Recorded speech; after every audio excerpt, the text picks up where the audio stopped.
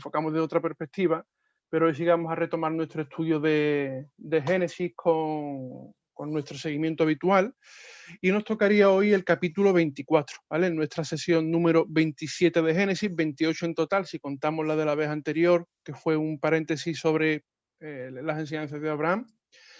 Pero nos tocaría hoy un capítulo que es bastante extenso, ¿vale? De los más largos que encontramos en todo el libro, pero que por suerte también es una de las historias más conocidas que hay, que es la historia de Isaac y Rebeca. Entonces, aprovechando que, bueno, como es una historia que es bastante conocida y que yo creo que el que menos, si no la ha leído alguna vez, seguro que ha escuchado hablar de ella, creo que podemos ir un poquito rápido y centrarnos en aspectos, digamos, más fundamentales.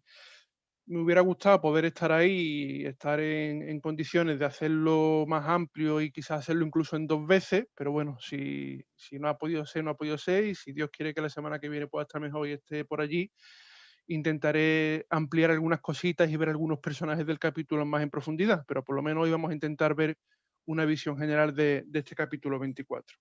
Es bastante amplio, vamos a leerlo, ¿vale? Para que lo tengamos en mente, vamos a tardar un poquito en leerlo, pero creo que es fundamental, ¿vale? Para que por lo menos nos refresque la memoria de cositas que yo creo que ya sabemos.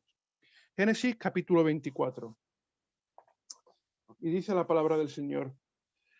Era Abraham ya viejo, bien avanzado en años, y Jehová había bendecido a Abraham en todo.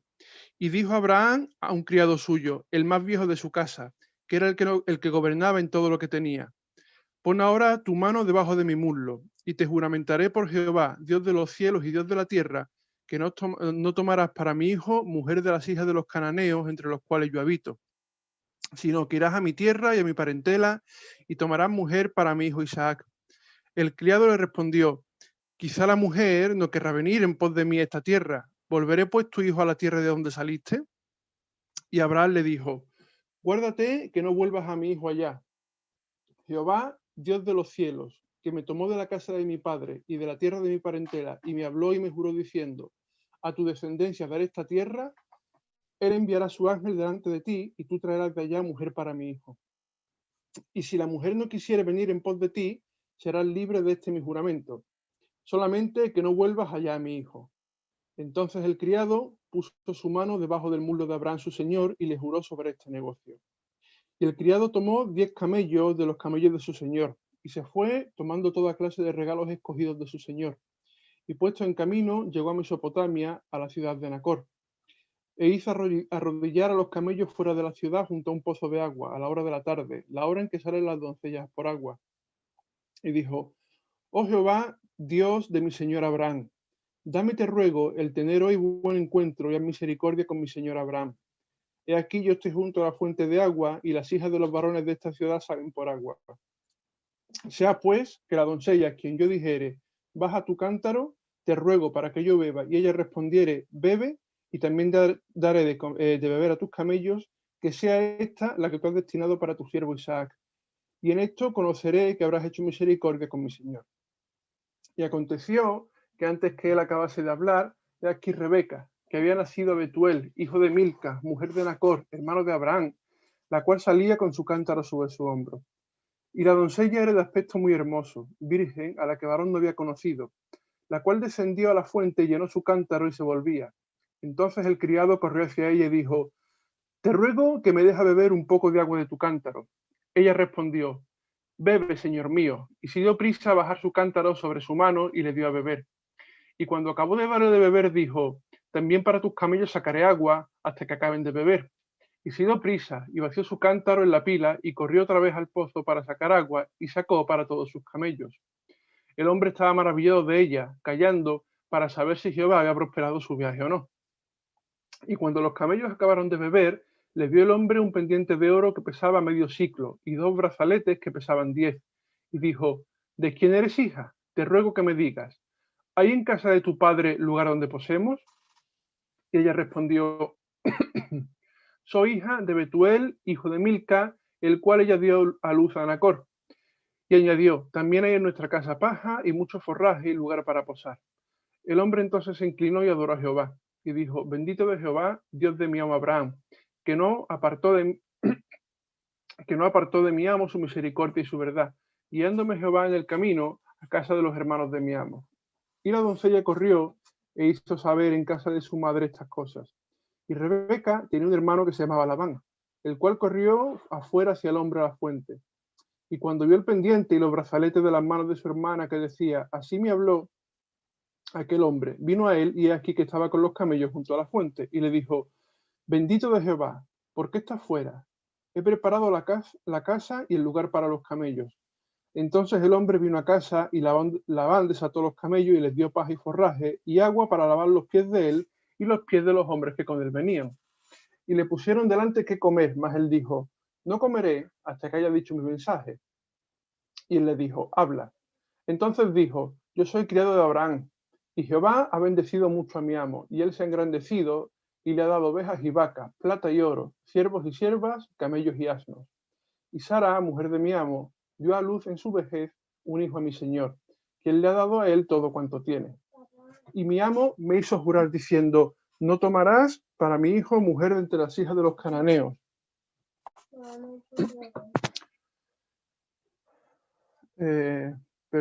No tomarás para hijo mujer de las hijas de los cananeos en cuya tierra habito, sino que irás a la casa de mi padre, mi parentela, y tomarás mujer para mi hijo. Y yo dije, quizá la mujer no querrá seguirme.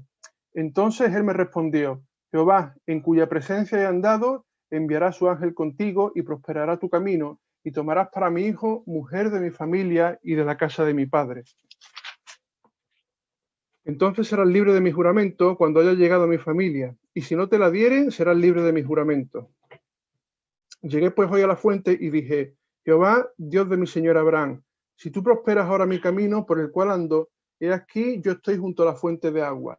Sea pues que la doncella que saliere por agua y a la cual dijere, dame de beber, te ruego un poco de agua de tu cántaro, y ella me respondiere, bebe tú, y también para tus camellos sacaré agua, sea esta la mujer que destinó Jehová para el hijo de mi señor. Antes que acabase de hablar en mi corazón, he aquí Rebeca, que salía con su cántaro sobre su hombro y descendió a la fuente y sacó agua, y le dije, te ruego que me des de beber. Y bajó prontamente su cántaro de encima de sí y dijo, bebe, y también a tus camellos daré de beber. Y bebí, y dio también de beber a mis camellos. Entonces le pregunté y dije, ¿de quién eres hija? Y ella me respondió, hija de Betuel, hijo de Nacor, que le dio a luz a Milca. Entonces le puse un pendiente en su nariz y sus brazaletes en sus manos, y me incliné y adoré a Jehová, y bendije a Jehová Dios de mi señor Abraham, que me había guiado por camino de verdad para tomar la hija del hermano de mi señor para su hijo.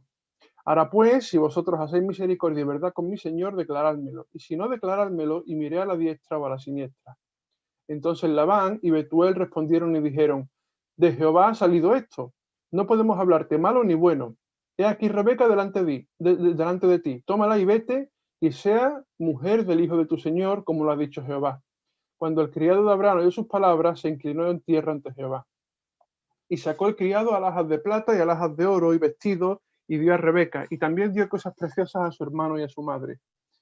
Y comieron y bebieron él y los varones que venían con él, y durmieron. Y levantándose de mañana dijo, enviadme a mi señor. Entonces respondieron su hermano y su madre, espere la doncella con nosotros a lo menos 10 días y después irá. Y él les dijo, no me detengáis, ya que Jehová ha prosperado mis caminos, despachadme para que vaya mi señor. Ellos respondieron entonces, llamemos a la doncella y preguntémosle. Y llamaron a Rebeca y le dijeron, ¿irás tú con este varón? Y ella respondió, sí, iré. Entonces dejaron ir a Rebeca, a su hermana, y a su nodriza, y al criado de Abraham y a sus hombres, y bendijeron a Rebeca y le dijeron, hermana nuestra, sé madre de millares, y poseen tus descendientes la puerta de tus enemigos. Entonces se levantó Rebeca y sus doncellas y montaron en los camellos, y siguieron al hombre, y el criado tomó a Rebeca y se fue. Y venía Isaac del pozo del viviente que me ve, porque él habitaba en el Negev. Y había salido Isaac a meditar al campo a la hora de la tarde. Y alzando sus ojos miró, y aquí los camellos que venían. Rebeca también alzó sus ojos y vio a Isaac y descendió del camello, porque había preguntado al criado, ¿quién es este varón que viene por el campo hacia nosotros? Y el criado había respondido, este es mi señor. Ella entonces tomó el velo y se cubrió. Entonces el criado contó a Isaac todo lo que había hecho, y la trajo Isaac a la tienda de su madre Sara, y tomó a Rebeca por mujer, y la amó, y se consoló Isaac después de la muerte de su madre. Bueno, como decíamos, un capítulo bastante amplio,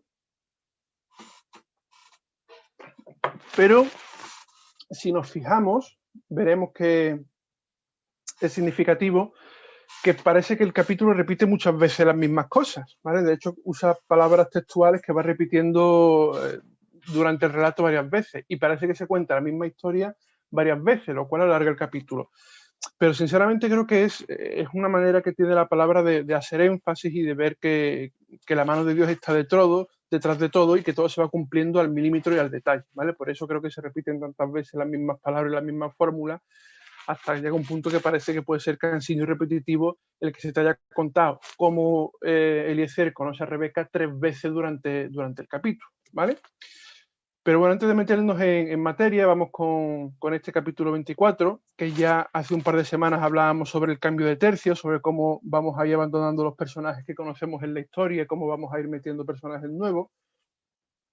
Y es que no sé si recordáis, cuando en la primera sesión hablamos sobre las divisiones del Génesis, vimos que había dos grandes divisiones. La primera que iba de los capítulos 1 al 11, donde había 4 grandes eventos en una horquilla muy amplia de tiempo, ¿vale? Grandes eventos, la creación, el diluvio, ¿vale? Estos tipos de eventos me refiero. Y después teníamos otra división enorme, que era de los capítulos 12 al 50, donde se nos iba a hablar principalmente de 4 grandes personajes de Israel, los 4 patriarcas. Y esto era una horquilla más pequeña de tiempo, ¿vale? Si recordáis cómo vimos eso de mucho tiempo, pocos capítulos, poco tiempo, muchos capítulos, pues exactamente esa división de la que estamos hablando. Desde el Génesis 12 al 23 hemos sido ya testigos de el llamado y parte de la vida de Abraham, el primero de los grandes patriarcas, el primero de estos 4 grandes personajes que vimos que íbamos a estudiar en la segunda división de los capítulos 12 al 50, ¿vale? Y pongo de parte aquí en negrita, en más oscura, porque precisamente es fundamental que entendamos eso, que lo que hemos visto es la parte que nos interesaba para la historia, ¿vale? No hemos visto toda la vida de Abraham, no hemos visto cada detalle, no hemos visto cada pequeño acontecimiento, lo único que hemos visto ha sido precisamente la parte que nos interesaba para algo muy concreto, que era el cumplimiento de la promesa, ¿vale? Yo sé que esto lo he dicho muchas veces, pero tenemos que entender que la palabra nos va dando pinceladas y va poniendo la lupa donde nos interesa. Así que lo que hemos sido testigos es del llamado y de esa parte de la vida de Abraham que va a ser fundamental para la historia del cumplimiento de la promesa. Vamos a ir ya dejando a Abraham de lado y vamos a empezar a ver al segundo patriarca, Isaac, ¿vale? Y comienza, digamos, o no comienza, ahora vamos a ver un poco en detalle esto, pero vamos a empezar su historia para nosotros oficialmente a partir del capítulo 24.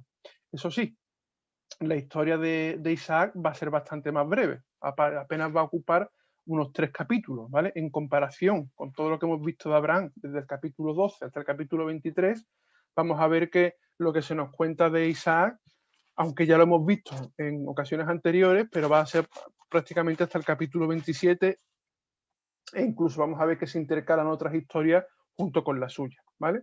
Y decíamos que ya lo habíamos visto antes en 2 episodios que han sido claves para la vida de Isaac. La primera fue su nacimiento, porque ya dijimos que fue un hijo tremendamente deseado y anhelado y que tardó 25 años en cumplirse la promesa de su nacimiento y del hijo el cual heredaría la tierra y bueno, todo lo que ya sabemos. Y el segundo episodio clave en la vida de Isaac, aunque no fue el protagonista directo, porque fue una prueba para Abraham, fue la prueba de su sacrificio o, como nosotros la llamamos en su momento, la prueba de el no sacrificio, ¿vale? Porque realmente no hubo sacrificio, fue eso, fue una prueba de la fe de Abraham. Entonces, estos 2 episodios clave, que ya los vimos, aunque tratan sobre Isaac, básicamente corresponderían a la etapa de la historia de Abraham todavía, ¿vale? Ahora sí, vamos a ver por primera vez un episodio que ya es netamente de la historia de Isaac, pero curiosamente Isaac no aparece en este capítulo hasta el final, ¿vale? Con lo cual fijaros que me parece significativo, me parece cuanto menos curioso que el hijo tan deseado y tan amado y tan buscado y tan anhelado y tan esperado por la promesa, cuando nace apenas se menciona en 3 o 4 versículos y se pasa de largo porque simplemente era un elemento más para el cumplimiento de la promesa. Cuando se habla de la prueba del sacrificio, la importancia no recae sobre él, y en esta historia, que la de Isaac y Rebeca con su casamiento, pues él aparece prácticamente al final del capítulo y casi que ni pinche ni corta durante todo el capítulo, ¿vale? Y esto me llama mucho la atención, y es que, haciendo cuentas por encima, nos plantamos aquí ya con un Isaac de alrededor de 40 años, más o menos, ¿vale? Si echamos cálculos de cuando murió Sara, de las fechas que vimos en capítulos anteriores, Isaac está rondando ya prácticamente los 40 años, que nos hemos saltado gran parte de su vida adulta, que nos hemos saltado más de media vida de Isaac, que no sabemos nada de él. Hemos visto por el final del texto que está viviendo ya en el Negev, que está viviendo ya prácticamente en solitario, pero no sabemos nada de él. Es decir, el gran hijo de la promesa, el que va a empezar con heredad y tal y cual, pero sin embargo vemos que no cobra una especial importancia. Y esto refuerza mucho la idea de las piezas del puzzle para el plan de Dios. Y sé que esto a veces nos pega en nuestro ego de pensar que somos importantes, que somos parte del plan y tal, pero eso, parte del plan. Lo importante siempre es el plan. Y Isaac, fijaros que nos saltamos como 40 años de su vida hasta que de buenas a primeras volvemos a verlo y va a ser la historia de Isaac y de Rebeca. Y generalmente, si habéis estado en escuela dominical de pequeño o si habéis hecho algún estudio sobre esta historia, pues se nos suele vender como una historia muy romántica y muy bonita y que se ven desde el camino y que ya desde lejos como que se enamoran y tal y cual.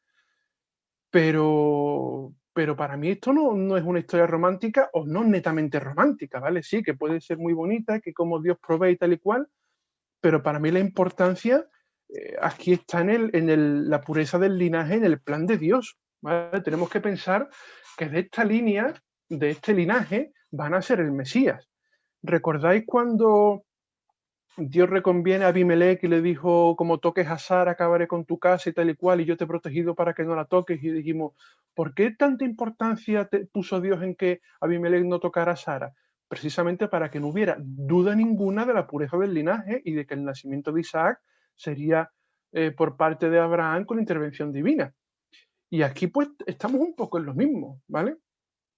El texto comienza diciendo que Abraham llama a Eliezer, a esta persona de confianza que tenía, que ya en capítulos anteriores se mencionó, cuando Abraham no tenía hijos, y Abraham le dijo a Dios, ¿y a quién le voy a dejar todo? A mi siervo Eliezer, que es un extranjero, ¿vale?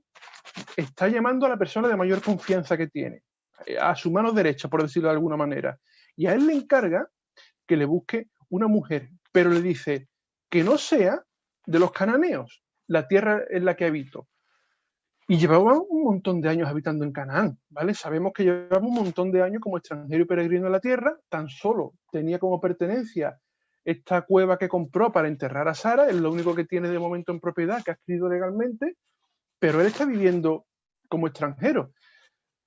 Y uno podría pensar, bueno, a lo mejor es que no quiere que Isaac se case con uno de Canaán porque sabe que son malos y porque lo tratan mal, pero sin embargo lo que hemos visto hasta ahora es todo lo contrario. Es que a Abraham no lo han tratado mal ni mucho menos en Canaán. Si recordáis cuando vimos el episodio donde él va a comprar la heredad con la cueva de Macpela para enterrar a Sara, a él lo tratan literalmente como un príncipe de Dios y se la quieren regalar y lo tratan con reverencia y con respeto y lo admiran y le dan libertad para morar en sus tierras. Recordamos el pacto con Abimelech de tú puedes morar aquí y haz el pozo que te pertenece, en fin.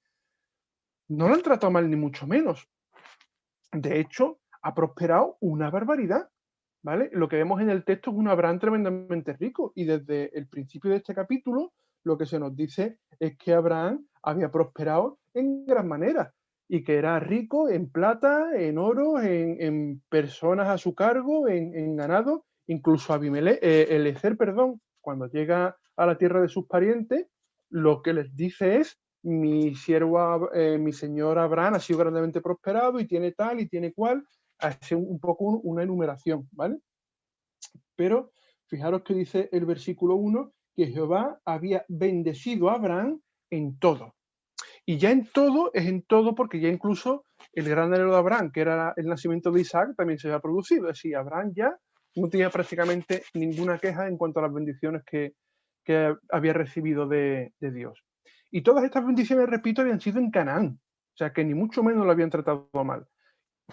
¿Por qué entonces Abraham no quería que Eliezer buscara una mujer de entre los cananitas para Isaac? Pues por lo que hemos dicho anteriormente, la importancia del linaje para el plan de Dios, que no hubiera dudas en cuanto al linaje del cual iban a ser el Mesías. Así que le dice, no, mira, vete a la tierra de mi familia, allí a Mesopotamia, y tienes que buscar una mujer para mi hijo Isaac, que sea de mi familia, que sea de allí de Mesopotamia. Por eso yo creo que la importancia de este pasaje se encuentra en eso, y no tanto como en la historia, que sí, que puede ser muy bonita y que es interesante para enseñarle, que se aprende muchísimo en las escuelas dominicales y tal, pero creo que es interesante que no perdamos de vista que siempre lo importante en todo lo que estamos viendo en la historia de Abraham es el plan, ¿vale?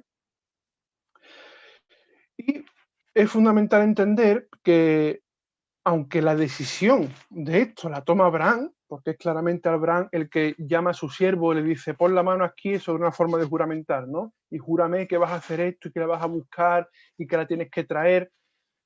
La decisión la toma Abraham, pero vemos que en realidad Dios está detrás de todo. No solo porque el texto lo dice, sino porque de las decisiones que vemos que toman los personajes se desprende que es Dios el que está guiando. Si recordáis ya en el capítulo 22, ¿vale? Cuando hablábamos del sacrificio de Isaac o del no sacrificio de Isaac, al final del capítulo se nos metía ya la genealogía de Nacor, hermano de Abraham. Y decíamos, ¿y por qué mete de pronto esto aquí, que después de hablar del sacrificio se ponga aquí a hablar de Milca que ha dado a luz a Nacor su hermano y que al primogénito tal y no sé qué? Porque aquí ya metieron a Rebeca, ¿vale? Ya se nos estaba presentando, ya era una manera que tenía la palabra de decirnos que esto iba a ser importante para la historia. Ya vemos como Dios desde el capítulo 22 nos está guiando, el Espíritu Santo nos está guiando y poniendo la lupa donde nos interesa. Si no hubiera sido importante el linaje a la hora de escoger mujer para Isaac, estoy seguro de que no se hubiera hablado ya del linaje de Rebeca en ese final del capítulo 22, precisamente cuando se está hablando de la prueba del sacrificio o del no sacrificio de Isaac, ¿vale? Y eso nos habla de que, aunque la decisión la toma Abraham, en todo el capítulo podemos ver claramente la providencia divina y cómo Dios va guiando. Decíamos antes, ¿por qué se repite con palabras exactas hasta 3 veces todo lo que ya hemos visto que está pasando? En la que salga a darme de beber agua y me diga de los camellos y de beber a los camellos. Fijaros que se repite 3 veces la misma historia.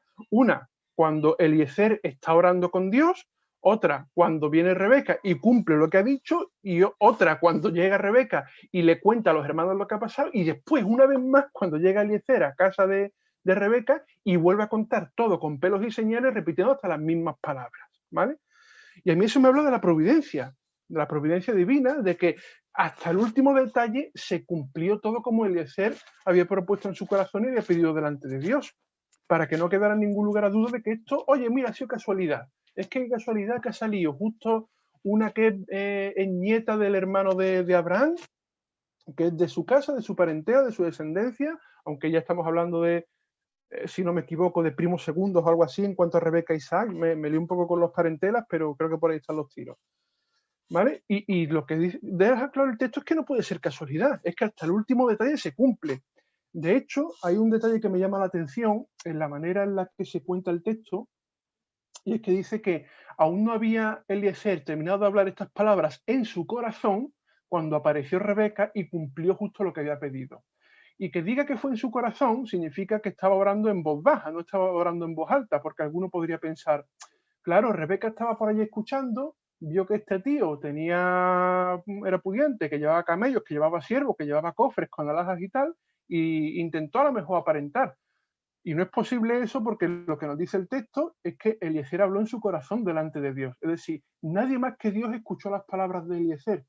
Y dice la palabra que aún no había terminado de orar en su corazón cuando viene Rebeca y se cumple todo paso por paso, ¿vale?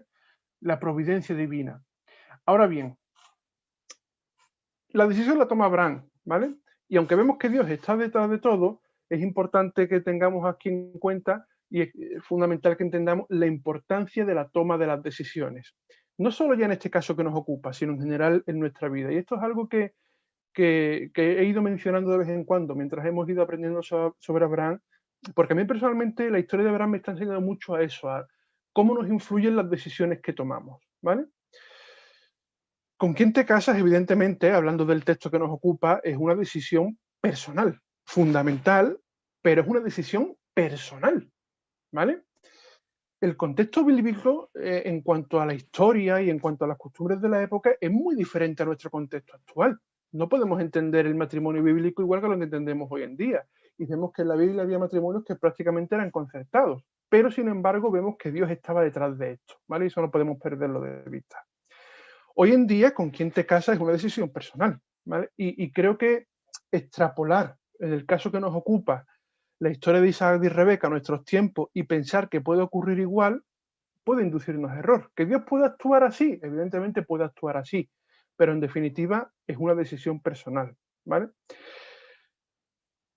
Aunque sea una decisión personal, y quizás no debamos esperar casos tan notorios o tan redundantes como el de Isaac y Rebeca y que nos aparezca un neón en el cielo o que un ángel nos dé un mensaje cifrado, porque no creo que debamos de esperar eso, sí es importante, o más que importante, me parece fundamental, qué relación tenemos con Dios cuando tomamos decisiones importantes, porque eso sí que puede ser influyente, ¿vale? Y no solo ya con el tema del matrimonio, que evidentemente es fundamental, que no se haya casado, que se piense bien con quién va a unir su vida para los restos. Pero ya no solo en eso, sino en cuestiones tan fundamentales como ¿debo aceptar un trabajo o no debo aceptarlo? ¿Debo iniciar estos estudios o no debo iniciarlos? ¿Debo meterme en esta hipoteca o no debo meterme? Son decisiones, en definitiva, que tenemos que tomar nosotros. Y de esto hemos hablado ya muchas veces. Estamos en el mundo, estamos expuestos a una serie de condicionantes, y con esos condicionantes que tenemos y con la mejor información que tenemos, hemos de tomar las decisiones que queremos más correctas. Pero la relación que tenemos con Dios cuando tomamos esas decisiones importantes es fundamental, porque no se piensa igual ni se toma la misma claridad de idea cuando se tiene la guía del Espíritu Santo a cuando, aun teniéndola, no la escuchamos. Y a veces no la escuchamos precisamente porque no tenemos una buena relación con Dios. Abraham confió en Dios en un paso que era tan importante como este para la promesa. Fijaros en el versículo 40 que dice, entonces él me respondió, hablando Eliezer de las palabras de Abraham, Jehová, en cuya presencia he andado, enviará su ángel contigo y prosperará tu camino. Jehová, en cuya presencia he andado. Esa seguridad que tenía Abraham de que había hecho su vida al lado de Dios, que habían dado delante de él. Eso es lo que significa en cuya presencia han dado, que todos los pasos que Abraham había dado habían sido supervisados por Dios. Esa relación de confianza es lo que podía llevarle a decir a Abraham a su criado, no te preocupes, que Dios, este que ha estado al lado mía en todo mi camino, él va a mandar a su ángel para que te guíe. Por lo tanto, ¿la decisión la tomó Abraham? Sí, pero no fue una decisión alocada, no fue una decisión por capricho de, no, yo es que quiero que se case con alguien de mi familia. Fue una decisión tomada por alguien que te dice abiertamente, Jehová, ante cuyos ojos yo he andado. ¿Recordáis una de las primeras peticiones que Dios le hizo a Abraham? Yo soy Jehová Dios Todopoderoso, anda delante de mí y sé perfecto. Y aquello se quedó grabado a fuego en la mente de Abraham. Y muchos años después, ya prosperado, ya bendecido, y ya anciano, y ya con la promesa del nacimiento cumplida, él puede decir con plena certidumbre de fe, Jehová, en cuya presencia he andado. Así que sí, la decisión la toma Abraham, pero es innegable que es una decisión que toma porque sabía con quién andaba y sabía quién lo aconsejaba. Y por eso podemos ver que Dios está detrás de todo. Leyendo el texto, ¿vale? Se hace innegable, es más que evidente que no se equivocó Abraham cuando tomó esta decisión y que no solo no se equivocó Abraham, sino que se cumplió todo lo que él había dicho y guió a Eliezer en su búsqueda y le dio sabiduría. Y aquí hay algo que me parece fundamental, y es que a veces, bueno, pensamos, sí, Eliezer cumple simplemente con lo que su señor le manda, ¿vale? Eliezer se había criado en la casa de Abraham, era su criado más antiguo, él era su mano derecha, y su misión era obedecer. Y sí, Eliezer obedece. Pero hay maneras y maneras de obedecer. Y no solo Dios guió a Abraham en la petición que le hizo y la decisión que tomó, sino que guió a Eliezer en su búsqueda, le dio sabiduría, y vemos que el propio Eliezer también busca la guía de Dios. Porque cuando él llega, ¿qué es lo primero que hace? orar y poner un vellón, ¿vale? Esto que nos gusta tanto hablar de los vellones de jueces. Pero pone un vellón clarísimo y lo pone delante de Dios. Y esto me indica que Eliezer había aprendido de Abraham y que Abraham había sido un buen ejemplo para los de su casa. Es decir, no solo Abraham había andado delante de Dios y sus caminos habían sido perfectos delante de Dios, es que realmente había sido un ejemplo. Y Eliezer, este que era su mano derecha, lo primero que hace es buscar también la guía de Dios. Aunque ya su Señor le había dicho, no te preocupes que el ángel de Jehová te va a guiar, y él confiaba en lo que Abraham le había dicho, él por su cuenta también busca la guía de Dios. Y eso también es sabiduría. Y cuando dos personas se ponen de acuerdo delante de Dios con algo y oran en conjunto y lo piden y además llevan una buena vida de confianza con Dios y una buena vida de comunión con Dios, lo que vemos según el texto es que Dios provee y Dios guía y Dios abre puertas y abre caminos. Ahora bien, el que a día de hoy no podamos extrapolar al 100%, ¿vale? Y es importante que entendamos esto al 100%, hasta el detalle, esta historia, ¿vale? De la unión de Isaac y Rebeca, porque repito, son cosas muy concretas para buscar la pureza del linaje y de la línea del nacimiento del Mesías, y evidentemente eso a nosotros no nos toca, nosotros recibimos la bendición del linaje, pero no nos toca ahí ni pinchamos ni cortamos nada, pero el que no podamos extrapolar al 100% esta historia ¿significa, por tanto, que Dios no se preocupe de estas decisiones importantes? Pues no, rotundamente no, evidentemente que se preocupa, ¿vale? Se preocupó por el matrimonio de Isaac y de Rebeca, por la línea de descendencia del Mesías, del cual tiene que salir el rey, ¿vale? Pero también se preocupa por el resto de decisiones de nuestra vida. Y evidentemente el matrimonio, y eso es otra de las cosas que me enseña este texto, para Dios es de vital importancia. Es obvio que Dios se preocupa por el matrimonio y que lo que hemos visto hasta ahora en Génesis es que Dios le da una importancia capital a la unión del hombre con la mujer, le da una importancia capital al matrimonio.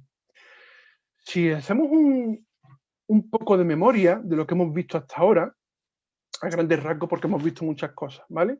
Pero sí que hemos visto dos instituciones fundamentales que Dios le da a la raza humana. El gobierno humano, que lo vimos tras la dispensación del arca, ¿recordáis cuando se sale del arca del diluvio, empieza la tercera dispensación, que era la del gobierno humano? ¿Y qué le dice Dios a los supervivientes del diluvio? Al que derramare sangre del hombre, su sangre será derramada, ¿vale? Era una manera de proteger la vida humana porque era sagrada. Nadie tiene derecho a tocar la vida humana, ¿vale? Solo Dios es Señor de la vida y de la muerte. Y el gobierno humano estaba dado precisamente para dar normas para facilitar la convivencia y preservar la vida humana. Esa es una de las grandes instituciones que Dios da, el gobierno humano. Oye, juzgaros a vosotros mismos para que la vida humana sea sagrada, para que nadie la toque. Pero la otra, la gran institución que vemos y la primera es el matrimonio. Y lo vemos desde la creación.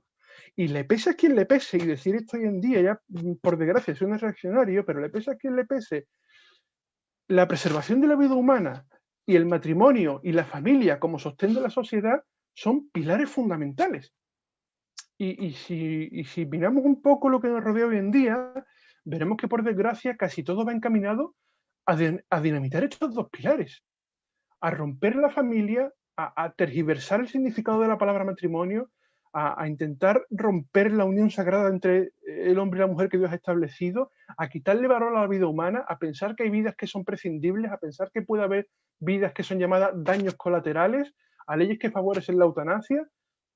Todo lo que vemos hoy en día está encaminado principalmente a dinamitar estas dos instituciones, la preservación de la vida humana a través del gobierno humano que Dios le dio al hombre y el matrimonio y la familia como pilar de la sociedad. Y se pueden ver estadísticas que mientras más se dinamitan estos dos pilares, más caen los valores de cualquier sociedad. Es significativo y me llama mucho la atención. Y oye, puede que sea casualidad, puede, ¿vale? Pero en la Biblia no suele haber casualidades. Pero me parece muy significativo que el primer milagro de Jesús en los evangelios se produjera en una boda.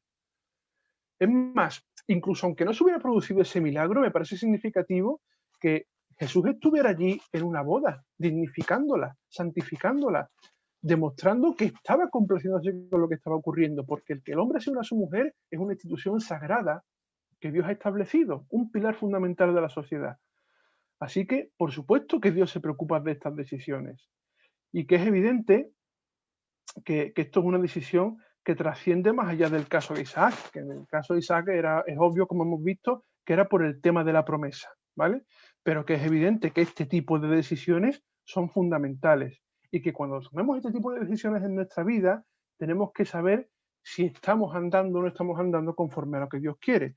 Porque claro, después viene el palo y las culpas a Dios cuando en realidad es que a lo mejor hemos tomado una mala decisión, sea el matrimonio, sea el trabajo, sea cambiar de coche, o sea lo que sea. Y es muy, muy habitual pensar de aceptar una oferta de trabajo porque nos pone muchos ceros delante sin pensar en las consecuencias, que después las cosas nos salgan mal y pensemos, ¿y por qué Dios ha permitido esto? Cuando a lo mejor en ningún momento hemos metido a Dios en la ecuación antes de tomar la decisión, ¿vale? Pero esto es una cuestión, ya digo, meramente personal y que cada uno debe saber en qué momento está. Y la pregunta que me hacía y con la que quiero dejaros, y perdona que de verdad no me alargue mucho más hoy, pero es que me está costando un montón seguir sentado ya, es si estamos en sintonía y en comunión con Dios a la hora de tomar este tipo de decisiones. Evidentemente, no todo el mundo se casa todos los días, ¿vale? El caso de Isaac y de Rebeca creo que es muy significativo y muy llamativo, pero creo que me entendéis a la hora de cuando hablo de este tipo de decisiones, ¿no? Decisiones realmente importantes para nuestra vida. ¿Estamos en sintonía con Dios? ¿Estamos en comunión con Dios a la hora de tomar este tipo de decisiones? Pues eso es una respuesta que solamente nosotros podemos responder. Solamente nosotros podemos saber si estamos andando o no estamos andando delante de Dios, tal y como Abraham decía en el versículo 40. Pero claro, andar significa un camino, un paseo, que puede ser más largo o más corto. Eso depende de nosotros. Pero que evidentemente no es cuestión de un día. Si pensamos que nos sirve o nos puede servir con que solamente cuidamos a Dios, a tener relación con Él, cuando tenemos que tomar una decisión importante para cubrirnos las espaldas, creo que no estamos entendiendo el objetivo de lo que la palabra nos manda. Y es que hemos visto que Abraham, por malas decisiones, y de esto hemos hablado largo y tendido, pasó por malos momentos hasta que maduró y obedeció plenamente. Y creo que eso es una cuestión fundamental que con relativa frecuencia tendemos a obviar o a olvidar o no sé qué palabra usar. Pero hay veces que no nos damos cuenta que hasta que no obedecemos plenamente a la palabra, no estamos andando delante de Dios, que es lo que Abraham hace hincapié en este versículo 40. Y repito, es un camino largo. Abraham decía en el versículo 40, en cuya presencia he andado, y habla en un pasado continuo, es decir, a lo largo de toda su vida. Y Abraham llega a este momento y toma esta decisión en plena certidumbre de fe y sabiendo que Dios iba a guiar a su criado Eliezer, no porque hubiera estado orando 2 o 3 días antes, sino porque él llevaba una vida de comunión perfecta e íntegra con Dios durante todos los días de su vida. Y cuando tenemos eso, cuando sabemos que aunque el camino es largo, vivimos en comunión con Dios y andamos delante de Él e intentamos y anhelamos esa perfección que Dios nos pide a través de la obediencia, no se nos pide que seamos superhombres, simplemente se nos pide que seamos obedientes, entonces es cuando podemos tener seguridad de que las decisiones que tomemos, por importantes que sean, van a estar influenciadas por el Espíritu Santo y van a estar influenciadas por lo que aprendemos en su palabra. Y no quiere decir que las cosas no nos salgan mal, porque puede haber 20.000 contingencias que, repito, la vida a veces ocurren accidentes y ocurren, no tiene más historia. Pero sí que creo que podemos minimizar mucho el margen de error. E incluso aunque a veces pueda venir algún problema, ahí tenemos la solución de la oración y la palabra para acudir a ella si es necesario. Pero no es cuestión de un día. Dios no es un cajero automático al que acudir cuando estamos en una emergencia. Que Dios te puede ayudar perfectamente, que Dios te oye. Dios es misericordioso. Pero que lo que Dios pide de ti, pide de mí, pide de todos nosotros, es una vida de obediencia y de caminar junto con Él día a día, de la mano, recorrer el camino de nuestra vida por largo que sea, andar delante de Él a la luz de su palabra. Eso es lo que hizo Abraham y eso es lo que más he aprendido yo personalmente del caso de Abraham. Y de que cuando Dios está al mando de algo, no quedan dudas. Si hay dudas es porque quizás no tienes en tu corazón completamente claro que la decisión que estés tomando esté de acuerdo con lo que Dios pide en su palabra. Y hablábamos de esto hace un par de semanas, de las dudas morales, de las dudas espirituales. Si existen esas dudas, quizás la decisión que estemos tomando no sea la más correcta delante de los ojos de Dios, porque cuando Dios está al mando no hay dudas. Y fijaros lo que dice en el versículo 50, Y no lo dice ni Abraham, ni lo dice Eliezer, ni lo dice Isaac, que el pobre hasta ahora ni siquiera ha aparecido. Lo dicen precisamente Labán, que de Labán ya hablaremos, que era un poco aguililla el tío, ya hablaremos más adelante de Labán, pero cuando dice, entonces Labán y Betuel respondieron y dijeron, de Jehová ha salido esto, no podemos hablarte malo ni bueno. He aquí Rebeca delante de ti, tómala y vete. Es decir, cuando Rebeca le cuenta lo que ha ocurrido y cuando Eliezer le cuenta exactamente lo mismo y comprueban que es que no hay fisuras en la historia, que es tal y como les está contando los dos, tanto Labán como Betuel no tienen más remedio que reconocer que, oye, esto viene de parte de Dios. ¿Qué podemos decirte, Eliezer? Es que no podemos decir nada, ni malo ni bueno. Simplemente haz lo que Abraham te ha mandado porque es evidente que esto es la voluntad de Dios. Es que cuando algo está en las manos de Dios, cuando Dios está al mando de nuestra vida, no puede caber este margen de error, no puede haber margen para la duda. Y no solamente se dio cuenta de Eliezer y Rebeca, es que los que lo rodeaban se dieron cuenta. Esto viene de parte de Dios. Ni bueno ni malo podemos decir, has venido por Rebeca, esta es la voluntad de Dios, coge y llévatela. Y lo que vemos posteriormente es que realmente era la voluntad de Dios que Isaac y Rebeca terminaran juntos, porque en cuanto se ven desde lejos, y aquí sí viene la parte romántica y bonita del Espíritu Santo uniendo a dos personas, es que desde lejos se ven y automáticamente se produce el flechazo. Un poco hollywoodiense y todo lo que queráis, pero no pasa siempre, pero aquí pasó porque era la voluntad de Dios. No ya por sí por Isaac y Rebeca, repito, sino por el tema del linaje. Pero bueno, ahí está la historia y creo que es bonita y creo que es interesante. Me hubiera gustado poder extenderme un poquillo más, de verdad, porque creo que hay detalles muy interesantes de ver las actitudes de ciertos personajes. Si Dios quiere que la semana que viene pueda estar allí con vosotros y esté un poco mejor, quizá nos paremos a ver algún detallito más, pero bueno, por lo menos quería ver hoy la importancia de la toma de decisiones y que esas decisiones las tomemos cuando caminamos de la mano con Dios.